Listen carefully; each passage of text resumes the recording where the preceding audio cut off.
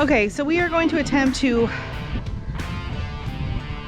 corral this mess. So what I think I'm gonna do, those guys are still standing. They're starting to look kind of rough, but I'm gonna leave them for now. I'm gonna come in, I'm just gonna cut all of this back. Any that look salvageable, I'll throw in a vase, but I think they're done.